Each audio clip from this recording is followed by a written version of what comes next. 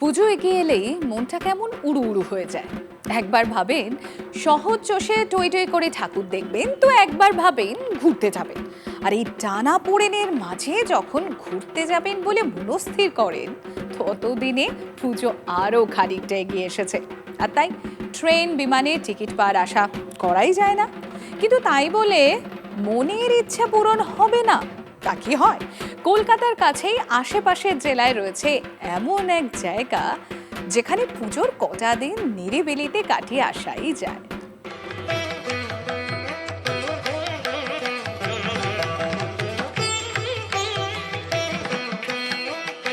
কলকাতা থেকে প্রায় ২৩০ কিলোমিটার দূরত্বে অবস্থিত মুকুটমণিপুর। রাঢ়বঙ্গের রানী নামে পরিচিত মুকুটমণিপুর প্রাকৃতিক সৌন্দর্যের দিক দিয়ে কোনো অংশে কম নয়। জলাধারকে কেন্দ্র করে গড়ে ওঠা এই পর্যটন কেন্দ্র, এখানে কংসাবতী ও কুমারী নদী মিলিত হয়েছে। আর মুকুটমণিপুর জলাধারের চারপাশে ছোট্ট ছোট্ট টিলা আর পাহাড়। এর পাশেই রয়েছে কংসাবতী বাঁধ। এটি ভারতের দ্বিতীয় বৃহত্তম মাটির বাঁধ, প্রায় ১১ কিলোমিটার দীর্ঘ। এগুলোই মূল আকর্ষণ মুকুটমণিপুরের। ১৯৫৬ সালে মুকুটমণিপুরে এই জলাধার তৈরির পরিকল্পনা করেন রাজ্যের প্রথম মুখ্যমন্ত্রী ডক্টর বিধানচন্দ্র রায়। বাঁকুড়া, পুরুলিয়া, মেদিনীপুরের মতো রাঢ় বাংলার বিস্তীর্ণ অঞ্চলে চাষের সুবিধা করে দেওয়ার জন্য এই জলাধার তৈরির পরিকল্পনা নেওয়া। দেশের দ্বিতীয় বৃহত্তম এই জলাধারই এখন পর্যটকদের সেরা আকর্ষণ। অবশ্য কংসাবতী বা কাঁসাইয়ের রূপ দেখার পাশাপাশি ঢু মারা যাবে বনগোপালপুরেও। জলাধার থেকে অল্প দূরত্বেই এই সংরক্ষিত অরণ্য। প্রাকৃতিক বিপুল বৈচিত্র্য দেখার এমন সুযোগ প্রায় কেউই হাতছাড়া করেন না। এরই কাছে আছে অম্বিকানগর নামে প্রাচীন এক শহর। এখন আর সে নগরের কিছুই নেই, বিধ্বংসী বন্যায় সবই গিয়েছে। তবে জৈনদের এই প্রাচীন তীর্থক্ষেত্রটির নিদর্শন দেখতে মন্দ লাগে না। একই সঙ্গে ভরা কাঁসাইয়ের রূপ, প্রাকৃতিক বৈচিত্র্য আর ইতিহাসের ছোঁয়া আর কোথায় রয়েছে এমন? তাই পুজোর কটা দিন চলে যাওয়া যেতেই পারে মুকুটমণিপুরে।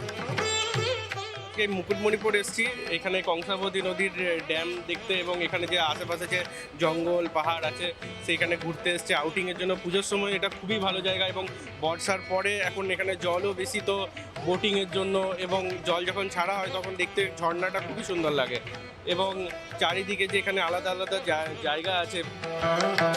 মুকুটমণিপুরে বেশ কিছু সরকারি ও বেসরকারি হোটেল, টুরিস্ট লজ আছে। পশ্চিমবঙ্গ পর্যটন দপ্তরের টুরিস্ট লজ থেকে শুরু করে বিভিন্ন রিসর্ট পর্যন্ত পাওয়া যায় এখানে। তবে আগে থেকে বুকিং করে রাখাই ভালো, কারণ পুজোর সময় অনেকেই ভিড় করেন। এটা স্পেশাল অ্যাট্রাকশন বলতে এটা একটা ট্যুরিজম স্পট। এই ট্যুরিজম স্পটে আমরা যে পিকনিক টাইম হয় নববর্ষের, সেই টাইমে তো সব ঘুরতে আসে।